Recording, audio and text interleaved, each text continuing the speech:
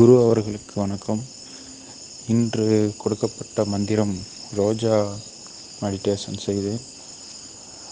முதலில் செய்த 10 நிமிடம் நன்றாக என்னை அறியாமல் மனதிற்குள் ஆனந்தம் வந்தது. அடுத்து பூ வாடிய நிலையை செய்து பார்க்கும்போது சோகமும் கண்ணீரும் வரவில்லை. அந்த நிலையை உணரும் போதும் என்னை அறியாமல் சிரிப்பு தான் வருகிறது. எதனால் என்று தெரியவில்லை. இதுதான் இன்றைக்கு எனக்கு ஏற்பட்ட அனுபவம். நேற்று செய்த தியானம்